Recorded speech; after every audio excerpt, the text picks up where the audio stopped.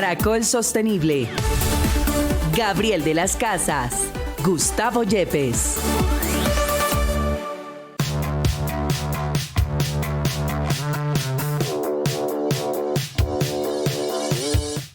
Hola, bienvenidos. Esto es Caracol Sostenible. Es nuestra cita de Caracol Radio, de Caracol Sostenible en esta alianza con la Universidad Externado de Colombia y con el profesor Gustavo Yepes. Profe, muy buenos días. ¿Cómo estamos? Buenos días, Gabriel. Buenos días a todos los oyentes. Bueno, profe, ¿qué ODS tan importante es el número 3 y la salud es lo que nos atañe en el día de hoy? No nos vamos a meter en consideraciones políticas, pero por supuesto que tocan la realidad de los servicios de salud y del alcance que debe tener la salud de un país como el nuestro. ¿Cuál es ese primer diagnóstico que tenemos y acercamiento, profe? Bueno, Gabriel, como usted lo menciona muy bien, el ODS 3 de salud y bienestar busca que se garantice una vida sana y que haya bienestar para todos los ciudadanos en todo el mundo.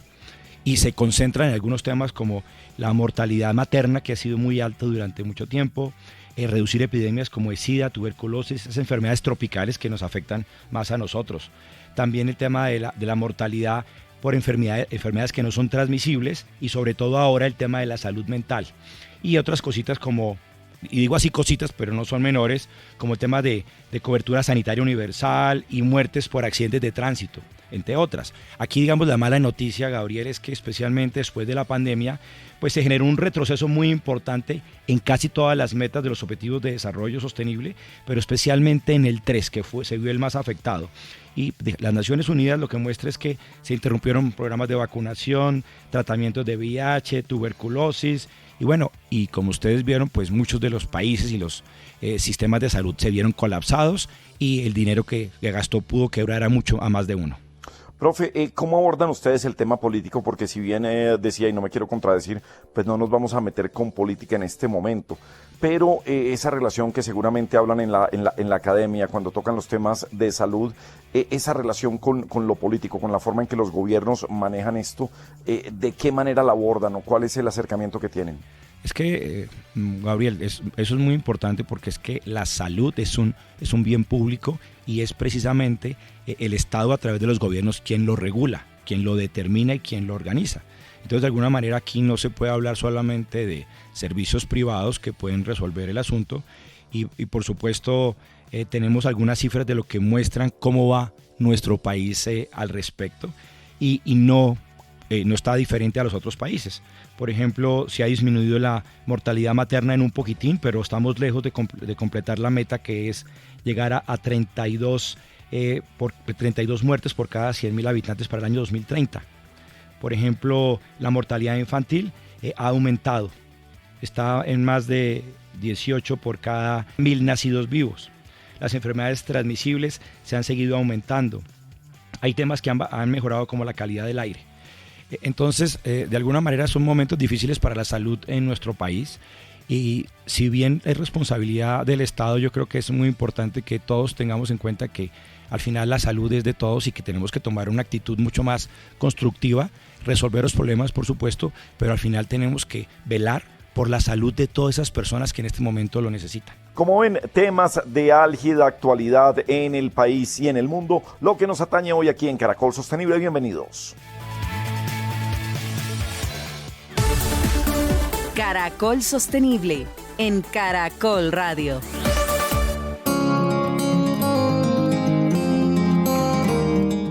Muy bien, estamos en Caracol Sostenible, en Caracol Radio, en esta alianza con la Universidad Externado de Colombia. Profesor Gustavo Yepes, el 7 de abril es el Día Mundial de la Salud. ¿Qué nos dice el ODS número 3 que tiene que ver con salud y bienestar?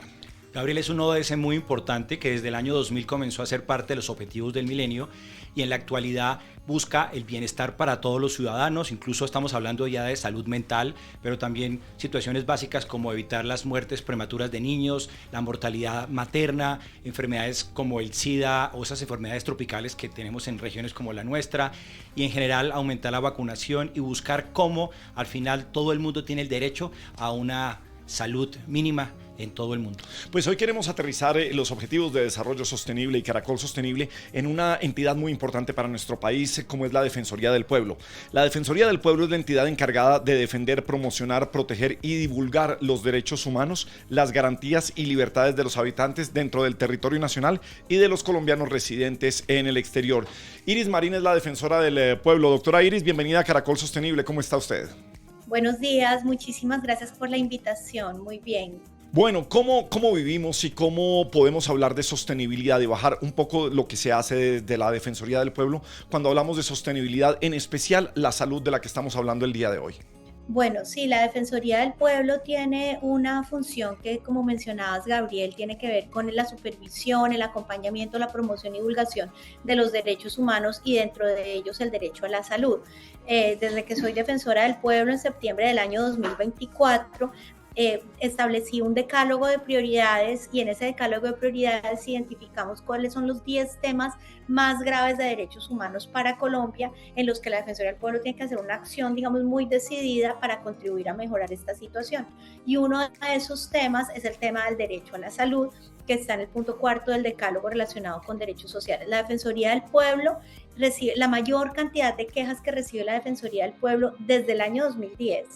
Es las quejas relacionadas con derecho a la salud. Y de hecho, en los últimos 2 años hemos tenido un aumento bien importante de quejas respecto de falta de atención en servicios de salud o que no es oportuna, o negaciones o dilaciones, ya sean en medicamentos, en servicios especializados, y esas quejas han aumentado en un 75% en los últimos 2 años. Entonces sí es un tema central para la Defensoría en general y para esta administración en particular. Defensora, digamos que acaba de mencionar ese aumento importante en las quejas sobre las atenciones en la salud y yo, he tenido la experiencia de recibir el apoyo de ustedes para pedir alguna de esas tutelas para que atiendan por favor a las personas que lo necesitan urgentemente. Pero estamos viendo que ni siquiera las tutelas están dando respuesta. ¿Qué hace la Defensoría o qué se puede hacer para tratar de resolver ese problema que es tan dramático en este momento en nuestro país? Sí, es un tema bien delicado porque, pues de hecho, la Corte Constitucional desde el año 2008 expidió una sentencia, la T-760 de ese año, que es una sentencia estructural sobre salud. ¿Qué quiere decir que es estructural? Que no falló, pues en este caso, den este medicamento o este servicio de salud, sino dijo, el sistema de salud tiene unos problemas estructurales que están afectando no solo a 1 o 2 personas que no acceden a los servicios, sino de manera global a todas las personas que acceden y que tienen derecho al sistema de la salud. En ese momento lo que se estaba presentando pues eran muchos temas, uno de los cuales era que la gente tenía que acudir a la tutela, es decir, que llegaba a la EPS o a pedir el servicio y le decían, ponga la tutela que si el juez me ordena, yo le doy el servicio. Ahí empezó, digamos, el tema. Después de eso ha habido una intervención de la Corte muy larga, que ha tenido varias crisis, digamos, históricas, como digo. En este momento estamos en una de ellas. Y uno de los temas que estamos viendo que es muy delicado es que las tutelas están siendo insuficientes, como dices tú, Gustavo. Es decir, que la Defensoría del Pueblo pone la tutela o los pacientes, las personas ponen la tutela, la ganan, hacen la orden y aún así pues no se cumple, hay desacatos e inclusive los desacatos no se cumplen. Entonces nosotros le hemos pedido al gobierno nacional hacer pues varias medidas. Una de ellas fue ordenada por la Corte, que es revisar la suficiencia de la UPC, que ustedes saben que es como estimado de lo que cuesta el servicio en salud a una persona en un año, que son diferentes de acuerdo al grupo etario, a la región y a diferentes circunstancias, que la Corte ha dicho, la UPC que se definió no es suficiente para cubrir los servicios de salud. Y eso es una mesa que están dando y que la Defensoría del Pueblo pidió participar, estamos participando y eso es crucial para garantizar que haya pues recursos estructuralmente suficientes y que no sea tutela caso a caso. Bien, si hay algo maravilloso que por lo menos yo me he encontrado desde que tenemos este Caracol Sostenible, es encontrarnos lo sensato de lo que son los 17 ODS sobre los que trabajamos. También, dentro de las realidades que nos encontramos, profe, es que en muchas materias las metas que nos trazamos a 2030, incluso 2040 y 2050, no van a ser cumplibles, son imposibles de cumplir en como está marchando el mundo en estos momentos. Mi pregunta para la defensora es ¿esto aquí es de gobernanza o es de dinero cuando estamos hablando de la salud y tratar de llevar más salud a todo el territorio nacional y a estos problemas que estamos viviendo en el día a día, que por un lado se vuelven políticos, pero del otro lado está la salud del colombiano? ¿En dónde está ese porcentaje que uno podría decir si es de gobernanza, si es de proyectos de ley, si es de volver a tener el control de las EPS, es la integración vertical de la que se habla el día de hoy, o es de solamente dinero? Sí, pues la Defensoría del Pueblo cree que es ambas cosas, es de financiación y de gobernanza. Pues como decía, estas crisis y estos sistemas, estos problemas estructurales del sistema de la salud no son nuevos. Ahora el gobierno actual ha promovido una reforma a la salud que, como ustedes dicen, han generado pues unas discusiones muchas veces muy politizadas. Es decir, creo que todos los actores tienen algo de razón en sus observaciones, pero la verdad muchas veces se politiza el debate y es difícil ver claro. La Defensoría del Pueblo tiene un rol ahí fundamental y es como organismo independiente del gobierno y cuyo único mandato es defender los derechos del pueblo, de la población. Pues lo que tratamos es un poco sacar todos estos temas políticos y ver dónde están como los asuntos pensando en el derecho a la salud. Y ahí nosotros pues presentamos un concepto al Congreso de la República donde decimos, vean, la reforma a la salud, en opinión de la Defensoría del Pueblo, sí es necesaria, porque estos problemas estructurales existen y como decimos desde el 2008, una reforma muy importante, una ley estatutaria en el 2015 que fue un avance importante, pero seguimos con problemas serios. Entonces, pero esa reforma tiene que tener en cuenta que no estamos en ceros, es decir, hay una institucionalidad que se tiene, más que la institucionalidad, digamos, hay unas conquistas del sistema que cualquier reforma debe ser para fortalecer y que no sean regresivas. Ese es un punto central. Y decimos, el sistema tiene unas fortalezas y tiene unas debilidades. Esas fortalezas se tienen que mantener. Una fortaleza es el sistema de aseguramiento, que no existe en todas partes del mundo. Es decir, que todas las personas en Colombia tenemos derecho a un aseguramiento que nos garantice la prestación de salud. Ahora, la prestación efectiva tiene problemas. Y en los retos, mejorar la atención primaria, y sobre eso hay consenso entre todos los actores, mejorar la situación laboral y de todo el personal que presta servicios de salud. Todos sabemos que los médicos y las médicas no ganan, digamos, de acuerdo a su talento, a lo que cuesta la formación de un médico, una médica en Colombia, no es, digamos, rentable para ellos y no es digno tampoco, y son parte fundamental del sistema. Y también el tema, digamos, de la intermediación financiera. Yo no quiero aquí estigmatizar a todas las EPS, ni mucho menos, pero también es cierto que objetivamente ha habido sanciones y ha habido procesos judiciales en los que se ha establecido la responsabilidad de algunas entidades prestadoras de salud que no han administrado responsablemente sus recursos. Y eso hay que mejorarlo, porque lo que pasa es que unos dicen, algunas EPS dicen, a mí no me han pagado al día y yo no tengo recursos suficientes para pagarle a los prestadores. El gobierno dice, no, la plata que hay sí es suficiente, y lo que pasa es que el paciente queda en la mitad. Entonces nosotros hemos propuesto dos temas de discusión central en la reforma a la salud. Uno, un plan de transición adecuado, que no haya una caída en la calidad. Aunque tenemos problemas, lo peor que nos podría pasar es caer peor por un cambio tan total. Y segundo, y eso implica un plan de transición. Y segundo, mirar muy bien el tema de financiación, porque hay un concepto del Ministerio de Hacienda que dice que la reforma sí está financiada, pero que hay deudas pasadas. Entonces es como nos dejan las mismas, porque es lo que dice todo el mundo. Yo sí tengo la plata, pero la plata no me alcanza porque yo debo 20 y me dieron 50. No, y al final lo que dice usted, el paciente en la mitad.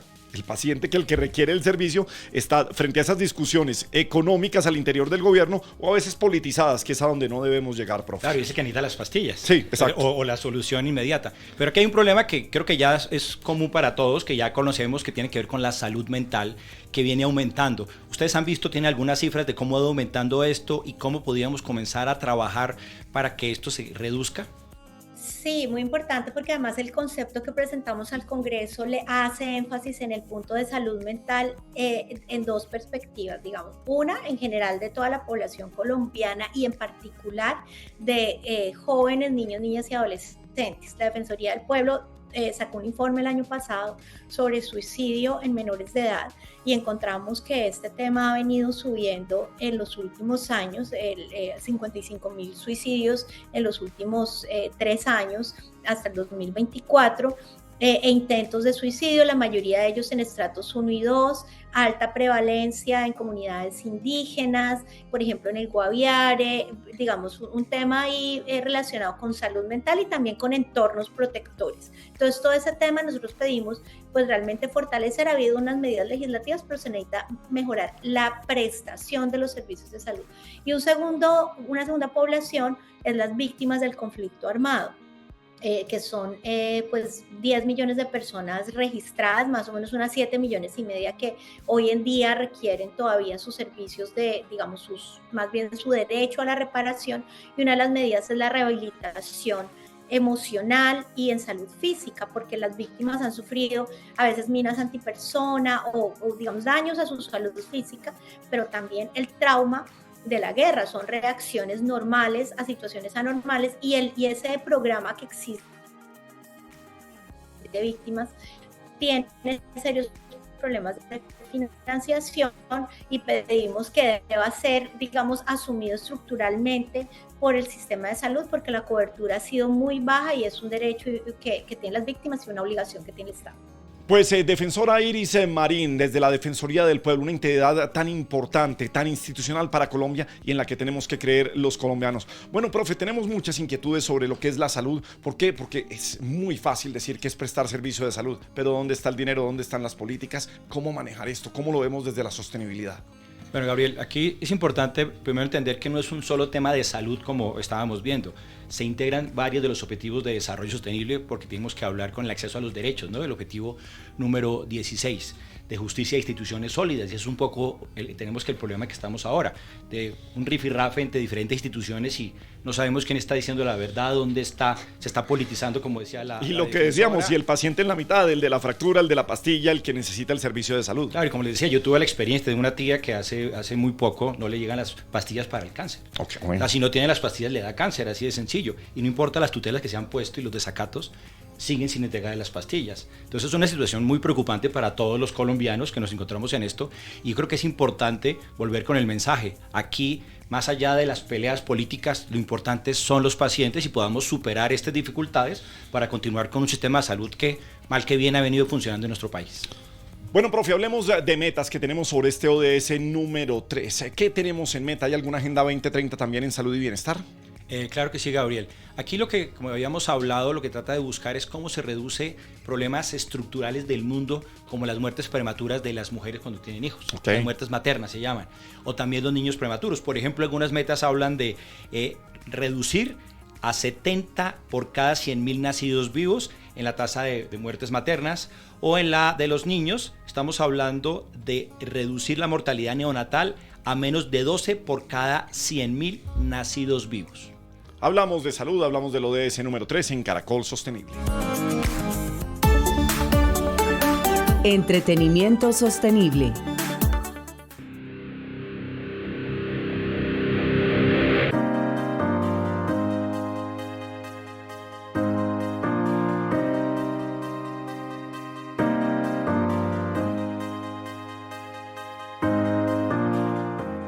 Muy bien, en entretenimiento sostenible, pues algo que nos parece que no hace daño, que sea muy sencillo, muy divertido. Estamos felices con las caricaturas, con las imágenes de estilo Ghibli. Ponemos una foto, le pedimos a la inteligencia artificial que nos haga una caricatura de diferentes muñecos. ¿Eso qué implica para la inteligencia artificial y para el planeta? ¿Y qué tiene que ver con la sostenibilidad?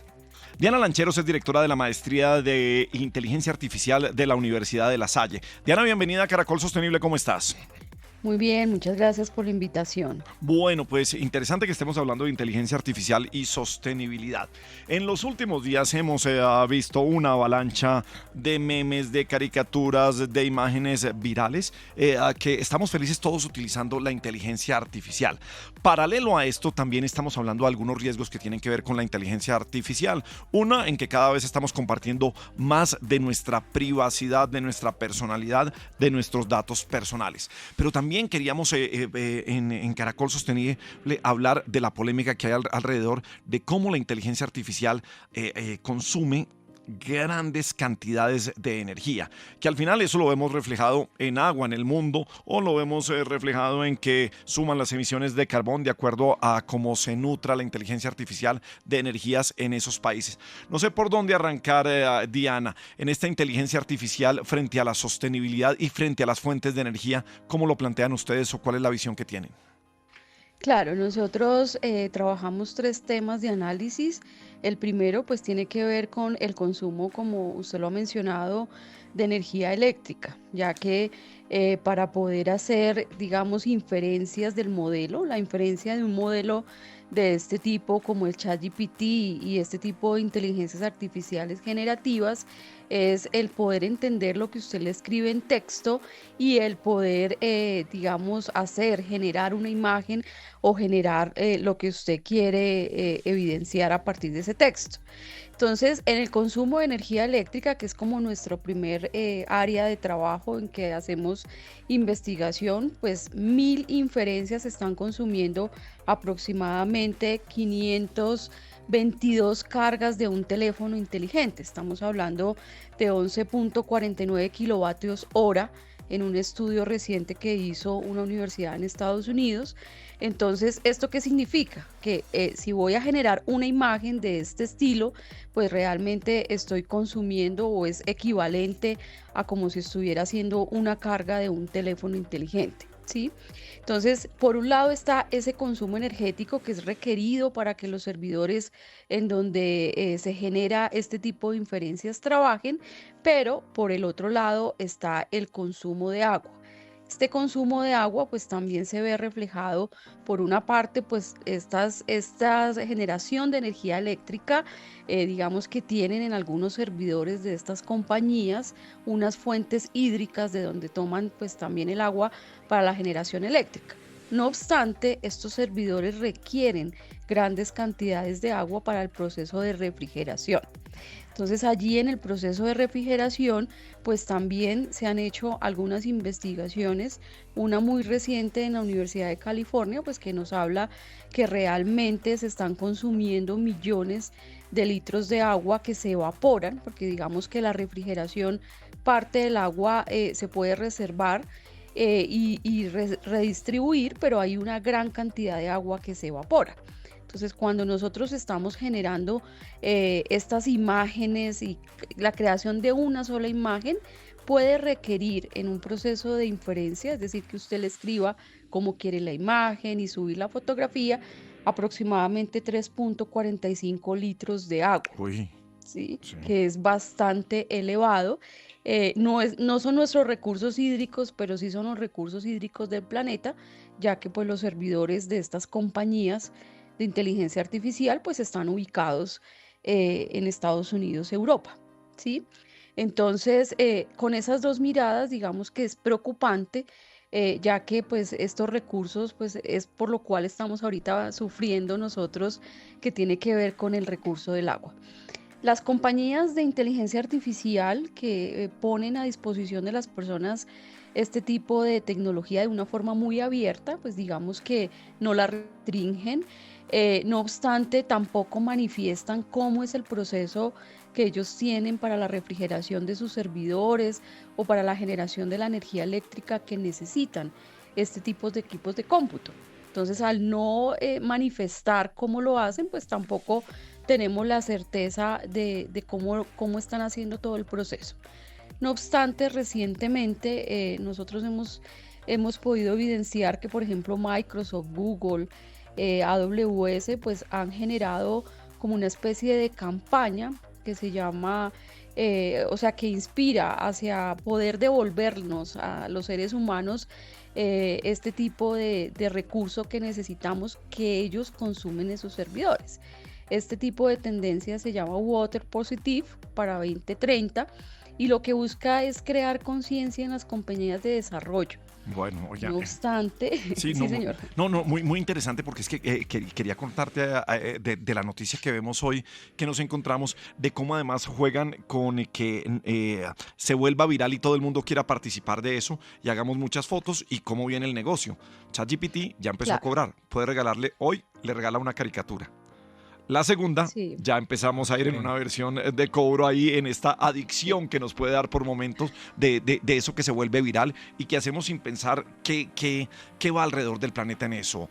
Pero la interrumpí, siga usted, Diana. Sí, yo quería mencionar algo al respecto y es que digamos que por un lado está esa parte de las compañías, pero por el otro estamos los consumidores.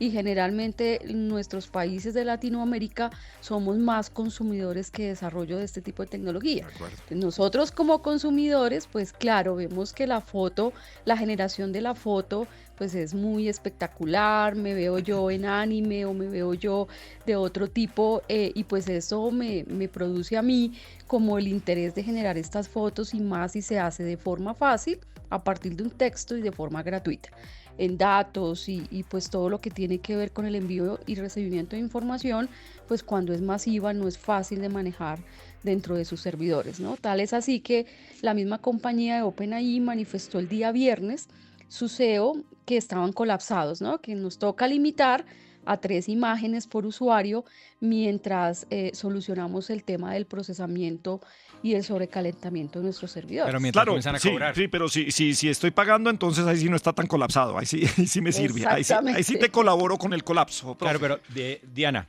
aquí hay un Exacto. tema que puede ser porque ya hay algunas pequeñas ciudades que han comenzado a resistirse a que no pongan en sus, digamos, en sus instalaciones o cerca a donde están ubicados pues estos centros de datos.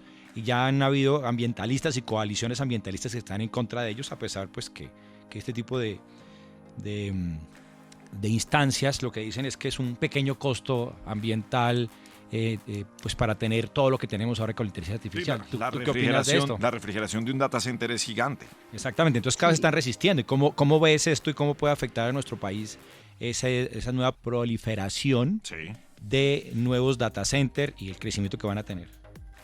Claro, esto es importante porque es el avance tecnológico y digamos que la inteligencia artificial permite de una u otra forma potencializar la competitividad de la industria y de las empresas, ¿sí? No obstante, sí es importante que los gobiernos empiecen, digamos, a nivelar digamos, tanto el uso como el desarrollo de la inteligencia artificial en cada uno de nuestros países. Nosotros en Colombia, digamos que no tenemos infraestructura todavía implementada, ya hay unas primeras clúster y estos data centers que se están empezando a evidenciar, pero no con la magnitud como lo tienen los generadores actualmente de OpenAI y otras compañías como DeepSeek, etcétera. Digamos que ellos ya tienen una infraestructura robusta. Nosotros en Colombia estamos iniciando, pero sí es necesario hacer una regulación, ¿sí? Y sí es necesario poner en debate, tanto en la academia como en la parte pública, y digamos que a los consumidores, que a la final somos todos, pues definitivamente cómo vamos a hacer sostenible este tema, ¿sí? Porque si bien es cierto, este tema que les contaba del reuso del agua de las compañías, pues sale a partir de esto, ¿no? De que los ambientalistas han dicho, espere un momento, aquí no queremos esto, no queremos tener empresas de desarrollo, incluso han sido muy tildadas las empresas de desarrollo de software que hacen inteligencia artificial, ¿no? Pero son necesarias, como lo digo, para el tema de la competitividad industrial, empresarial y médica. Por ejemplo, el diagnóstico de enfermedades, pues hoy en día es un éxito a partir de la inteligencia artificial. Entonces tenemos que buscar la alfabetización de las personas, que todos conozcan lo que es esto, lo que implica éticamente y sostenible el uso de la inteligencia artificial para que podamos establecer unos diálogos que se deben dar en todo contexto precisamente para no rechazarla completamente, pero pues tampoco usarla exageradamente como lo estamos haciendo en estos días. Pues miren en dónde terminamos cuando queríamos simplemente hablar de lo que es hacernos una caricatura, una imagen al estilo Ghibli que ha estado tan viral durante estos días en todo lo que implica cada vez que utilizamos o mal utilizamos la inteligencia artificial. Diana Lancheros es la directora de la maestría de IA de la Universidad de La Salle. Pues Diana, bienvenida siempre a Caracol Sostenible. Me encanta tratar estos temas y me encanta darle una vuelta a lo que es la inteligencia artificial. Un abrazo. Bueno, muchísimas gracias.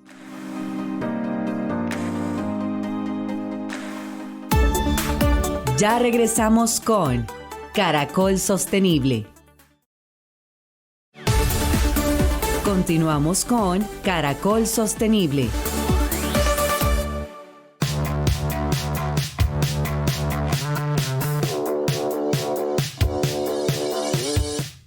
Continuamos en Caracol Sostenible hablando de salud. Hoy, previo a esta celebración del Día Mundial de la Salud, y nos conectamos con Liliana Nastar. Ella es fundadora de Misión País. Pues bienvenida a los micrófonos de Caracol Sostenible y empecemos hablando, Liliana, de qué es Misión País. Bueno, buenos días para todos. Muchas gracias por esta maravillosa invitación. Misión País nace en el año 2019, simplemente por la motivación hermosa y maravillosa de muchos profesionales de salud que tenemos un espíritu solidario de poder llevar nuestra población a las comunidades vulnerables totalmente gratis, sobre todo en el Pacífico colombiano. Y bueno, hasta la fecha ya somos casi 80 voluntarios y realizamos actividades de salud totalmente gratis. Cuéntanos, Liliana, ¿qué hacen exactamente en esa iniciativa tan interesante de Misión País? Bueno, en esto realizamos son jornadas médicas de salud. Nos vinculamos con la Armada de Colombia, nos vinculamos con otras fundaciones para poder llevar nuestra profesión y atenderlos a las comunidades vulnerables. Somos varios profesionales como medicina general, pediatría, dermatología, ginecología, medicina familiar. También tenemos un equipo grande de odontología, fisioterapia, fonoaudiología, trabajo social, psicología, incluso farmacia. Y pues claro, también está nuestro equipo de enfermería y atención prehospitalaria, quienes son los encargados de realizar el filtro antes de la atención. Aquí hay dos cosas, profe, que me llaman mucho la atención, y es que Misión País, pues uno cree que se refiere a país como Colombia, pero ustedes le pusieron este nombre por algo más que ya nos va a contar Liliana, y además porque pues todo esto genera obviamente unos costos, desplazamiento, medicinas que ellos le entregan a los pacientes, todos los insumos necesarios para realizar estas labores. ¿Y de dónde sale también ese dinero? ¿Cómo ustedes logran obtener los recursos para todo esto que están haciendo desde Misión País? Bueno, Misión País, sí, cada letrica significa algo y queríamos como resumir lo que somos, y como te digo, somos profesionales que vamos a diferentes partes de Colombia que nos necesiten, y significa profesionales altruistas itinerantes de la salud. Eso quiere decir que somos médicos, enfermeros o psicólogos que prestamos nuestros servicios sin remuneración y sin recibir pues nada a cambio en cuanto económico, pero sí el agradecimiento y la satisfacción de ver a nuestros pacientes por lo menos acercarse a un profesional, a un médico o a un odontólogo. Uh-huh. Liliana, yo voy a insistir con esta pregunta que te hace Juan Manuel acerca de cómo se fondean ustedes, de dónde consiguen los recursos para hacer esa labor. Bueno, al comienzo fue como todo equipo, fue totalmente duro, pero empezamos a realizar actividades. Primero eran nuestros recursos, por así decirlo. Obviamente nuestra farmacia era muy pequeña, pero pues empezamos como a hacer compras con nuestros ahorros. Después empezamos a hacer actividades como venta de lechonas, bingos. Después empezamos a hacer rifas. Finalmente fueron muchos los médicos que se dieron cuenta de nuestra labor, y pues a veces hay laboratorios que a veces regalan medicamentos o que son como unas muestras, que todo eso a nosotros nos sirve, personas que a veces nos quieren regalar también para poder comprar. Y también gracias a la doctora Adriana Cruz, dermatóloga del equipo, ella participó en un concurso a nivel mundial donde escogían un equipo de voluntarios por cada continente. Entonces Colombia ganó con muchos países en participación, y pues pudimos obtener como un fondo en la cual obviamente teníamos que mostrar cómo iba a ser gastado, y con ese fondo pudimos comprar las unidades portátiles de odontología, pudimos comprarle la mayoría de insumos a nuestros odontólogos, camillas, pudimos comprar básculas, tensiómetros, fonendoscopios, glucómetros, y también obviamente medicamentos. Entonces así es que hemos estado como operando por ahora. Oye, pero me llama mucho la atención, digamos, las razones, el por qué. Me parece muy llamativo y nos gustaría saber cuál es como el diagnóstico que tienen ustedes sobre la salud de nuestro país. Estamos muy alejados de tener, digamos, el acceso de la salud como esperan los Objetivos de Desarrollo Sostenible. ¿Por qué tuvieron que intervenir ustedes? Bueno, te cuento que yo creo que la mayoría de voluntarios que están en el equipo han tenido alguna experiencia, ya sea en su trabajo o ya sea como voluntarios, donde nos hemos dado cuenta que en Colombia hay muchas comunidades que no tienen ni siquiera un puesto de salud, o si lo tienen, está abandonado, que prácticamente se tienen que desplazar en lancha 4, 5, 6 horas para poder llegar a un puesto de salud. En mi experiencia personal, te puedo decir, mi rural lo hice en Buenaventura, y a raíz de eso me di cuenta de que hay muchas personas que viajan de zonas rurales y que no tenían esta atención médica. Entonces, definitivamente creo que todos hicimos un juramento, creo que todos hicimos, o sea, como que ingresamos a estas carreras, primero porque nos gusta, obviamente, y segundo porque de verdad tenemos el lema de servir. Entonces, lo que les digo a las personas, todo el que está en este equipo es de un corazón grande, es de un corazón maravilloso, porque en serio tomaron la carrera para poder servir al otro. Entonces, todas estas experiencias nos sirvieron para darnos cuenta de que podíamos llevar mucho más allá la atención médica, y es por eso que la mayoría de jornadas son todo el Pacífico colombiano, y hemos viajado incluso hasta Chocó. Es muy duro el trabajo, en cada jornada no se imaginan las filas que hacen las personas para poder ser valoradas por un médico, por un odontólogo, donde ya prácticamente tienen que hacer una exodoncia, o sea, retirar un diente. Es muy duro ver cómo sufren ellos y terminamos tan cansados, pero de verdad que el corazón nos llena, y eso es lo que nos sirve de motor para seguir asistiendo a este tipo de jornadas, inclusive sabiendo que a veces la seguridad es compleja, pero es ahí donde la Armada de Colombia, gracias a Dios, pues nos hace como el acompañamiento, en otras ocasiones la policía, porque pues tocamos las puertas de ellos para poder llegar a estas comunidades tan lejanas. Oiga, profe, increíble lo que nos cuenta Liliana Nastar, fundadora y directora de Misión País. Pues cómo unas comunidades no tienen acceso a la salud, o de ese número 3 que busca justamente que lleguemos a ese acceso para todas las personas sin distinción, y ellos tienen que entrar a intervenir. Una persona natural tiene que entrar a hacer lo que no está haciendo el Estado. Sí, de alguna manera la importancia de estos objetivos de desarrollo sostenible y de poderlos lograr. Sí. Por eso es importante, digamos, que podamos trabajar en equipo, pero sobre todo, digamos, reconocer el esfuerzo que están haciendo este tipo de personas que en realidad son unos altruistas. Y permíteme, Liliana, pues felicitarte a ti y a todo tu equipo por esas cosas que el resto de nosotros no está haciendo. Sí, y permítame, yo también meto ahí la cucharada, profe, porque además de obviamente hacer ese reconocimiento, pues también hay que preguntarle a Liliana qué les hace falta, porque me imagino que son muchas las cosas que dicen, Dios mío, y nos falta tener ayudar? Esto, exacto, y los que quieran ayudar, o de pronto profesionales de la salud que están escuchando en este momento nuestro programa y quieran hacer parte de Misión País, ¿cómo se comunican con ustedes? ¿Qué hay que hacer? Bueno, nosotros estamos por Instagram como Misión País Voluntarios. Ahí está, pues, para poder dejar un mensaje, incluso también está el número donde se pueden comunicar.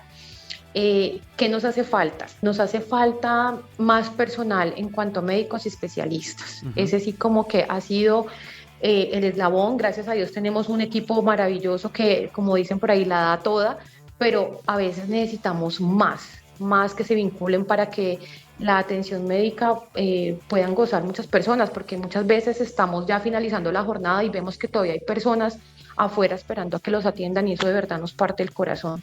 necesitamos personas que nos puedan colaborar con medicamentos, que los tengan bien guardados, almacenados. Nosotros podemos recolectar esos medicamentos para podérselos dar, como darles una segunda oportunidad, ¿sí? A personas que lo necesitan.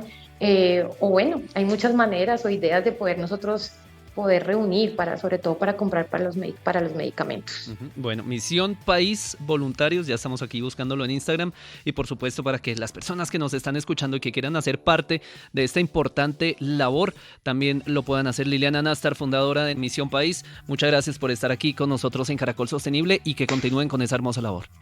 A ustedes, muchísimas gracias por permitirnos llevar este mensaje a muchas personas, porque en realidad nunca se había prestado este espacio, pero para nosotros es muy importante poder conseguir más colegas que se puedan vincular.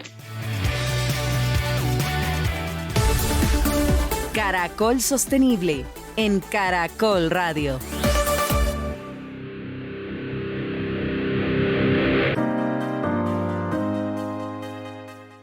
Muy bien, seguimos en Caracol Sostenible en Caracol Radio. Terminando el año anterior, tuve la oportunidad de estar en Inírida, en Guainía, y tuve la oportunidad de viajar por el río Inírida a los cerros de Mavicure. Pues mire, qué sorpresa, y esto hablándolo desde el turismo, que tenía conexión. Pasea, ¿no? Cuando llegué allá, paseando, recorriendo las regiones, estábamos con la Federación Nacional de Departamentos, y se daba uno cuenta desde el turismo que estábamos en la mayor parte de la hora larguita que tiene uno de lancha para llegar a estos cerros espectaculares de Mavicure, para tener acceso a los resguardos indígenas, para compartir con ellos, que teníamos conectividad de internet a través de los dispositivos móviles. Claro, uno dice, buenísimo, cuando lo mira uno desde el Instagram, desde las fotos que puede, desde el chat, desde estar conectados, pero lo que significa socialmente es mucho más grande. Por eso estamos con María Consuelo Castro, gerente de sostenibilidad de Claro, y por eso quería compartir con esto, esta novedad que tiene Claro, estas conectividades que tienen Claro, cómo desde el turismo uno lo ve, pero queríamos contigo, María Consuelo, llegar a algo más de lo que significa conectar esas regiones a veces olvidadas del país. Muy buenos días y bienvenida a Caracol Sostenible. Hola Gabriel, buenos días, gracias por la invitación. Bueno, hablemos un poco de lo que está pasando en estos territorios alejados y a donde están llegando las soluciones de conectividad que plantea Claro.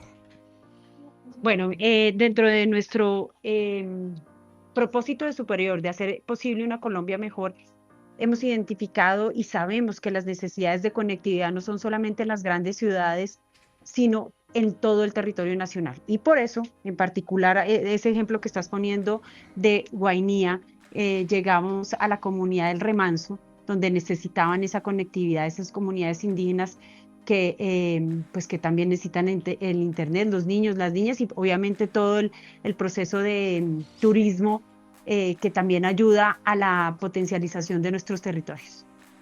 María Consuelo, ya que tienen esa experiencia, y Gabriel, me parecería muy interesante que pudiéramos todos oír cómo lo recibe la comunidad, cómo lo reciben esos niños que tienen ahora acceso a algo que les había sido negado por tanto tiempo. Claro, porque es que además de que tenga conectividad la región, hay un plan de escuelas conectadas que viene realizando Claro por Colombia, el programa de sostenibilidad de Claro en nuestro país. ¿Y a dónde llegaron allá? Bueno, llegamos a Guainía pues por la necesidad en particular. Al instalar la antena, una estación base que es de esas grandotas que podemos ver en todo el país, generamos varios impactos. El primero, que los estudiantes de la institución educativa, de la escuela, de la comunidad, pues tienen acceso a internet y por consiguiente están conectados con el mundo. Y eso, Gustavo, es impresionante hablar con ellos, con los niños y las niñas, porque vas a encontrar unas historias que realmente son transformadoras, porque lo que estamos buscando es que también las comunidades se queden en sus lugares de origen, no necesitan salir de ahí para poderse formar o poder tener una oportunidad diferente. Entonces, al oírle los comentarios y la felicidad de verles sus caras al tener esa posibilidad, pues es totalmente transformadora y hace pues que para nosotros sea una realidad ese propósito de transformar la vida de las personas. Estaba revisando aquí en comunicaciones de Claro que se dice muy fácil de llegar a un territorio como este de Linírida, pero fueron 300 toneladas de equipo, torres de 80 metros, 6 meses de trabajo. No es una tarea fácil y no sé, María Consuelo, pero pues no sé qué tanto aporta al negocio estar en una comunidad como esta, si los consumos que se dan allá tienen que ver con el negocio o ese fin superior del que nos estabas hablando de Claro por Colombia. Bueno, primero sí, llegar allá a esas zonas, y tú que estuviste viajando en diciembre sabes que no es fácil viajar, hay muy pocas frecuencias de las aerolíneas, es una sola la que llega a esa parte del país, y obviamente llegar con la antena y con los equipos, pues nos tomó bastante tiempo, y aquí yo quiero resaltar que el trabajo aquí no es solamente desde sostenibilidad, sino de todas las áreas de la compañía, todos los ingenieros, los técnicos que hicieron posible esa realidad.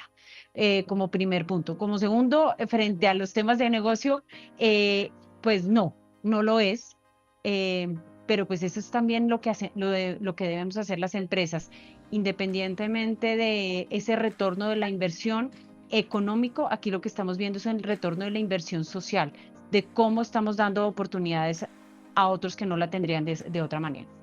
Bueno, pues nos encanta poder seguir dando noticias grandes que tengan que ver con la sostenibilidad, que tengan que ver con la conectividad y con lo que hace Claro por Colombia.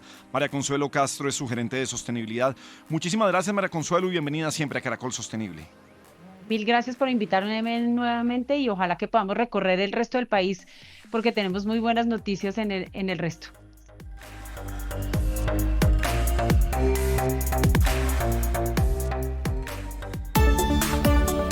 Caracol Sostenible. De lo absurdo a la reflexión.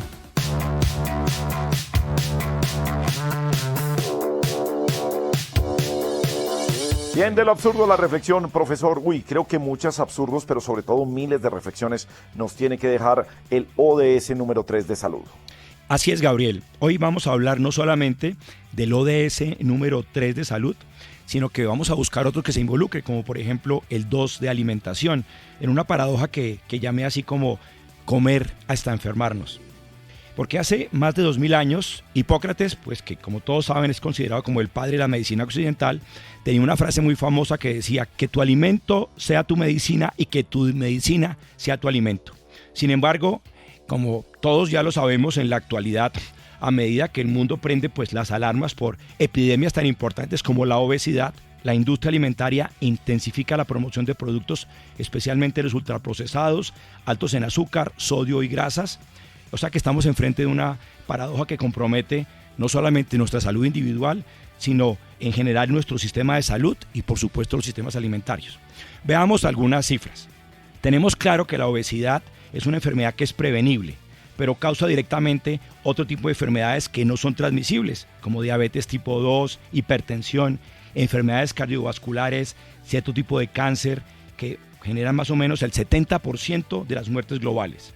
Para que vean ustedes que según el World Obesity Federation, en 2022 más de 1.000 millones de personas en el mundo vivían con obesidad, y se estima que para el 2035 más del 50% de la población mundial vivirá con sobrepeso. Pero a pesar de estas cifras tan escalofriantes, los esfuerzos de la industria de alimentos global pues no está en sintonía.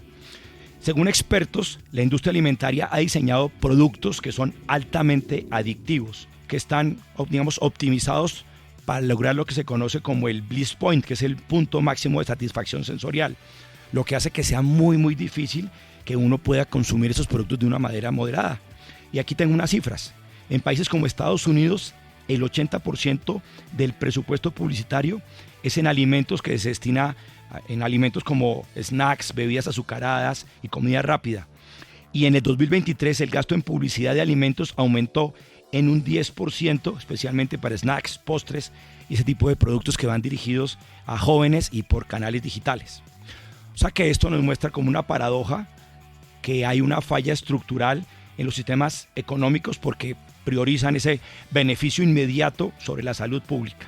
Necesitamos que los gobiernos y organismos internacionales que nos advierten sobre las crisis de la salud comiencen a tomar en cuenta más esta situación, pero sobre todo los consumidores de ser más conscientes acerca de lo que compran, de lo que están consumiendo todos los días. Ok, de acuerdo, profe, estoy de acuerdo con estos ingredientes nuevos que están metiendo en los alimentos y que pueden generar unas adicciones o que llegan al cerebro de una manera en que uno quiere seguir consumiendo, pero no quiero quedarnos ahí satanizando, por supuesto, impulsando a los gobiernos al acompañamiento de la prevención, de las campañas de educación, de la publicidad responsable frente a esto, pero también los responsables del abuso somos nosotros mismos. Y no me voy a referir, no me quedo en el tema de los alimentos, el daño que nos causamos con el cigarrillo, con los vapeadores, que para mí es una de las nuevas plagas que simplemente en unos años vamos a empezar a ver los grandes efectos de los vapeadores en los jóvenes, en los adultos, en las personas que los vienen utilizando. Así que cuando uno ve frente al tabaco, otra vez, sustancias adictivas, frente al alcohol, frente a la mala alimentación, tenemos una gran responsabilidad nosotros, acompañadas de programas de educación de los gobiernos nacionales. Pero ojo, el problema no es el uso, sino el abuso de todo frente a nuestra salud. Bien, producción periodística de Juan Manuel Durán, el profesor Gustavo Yepes y Gabriel de las Casas. Nos encontramos el próximo sábado, 11 de la mañana, aquí en Caracol Radio, en Caracol Sostenible.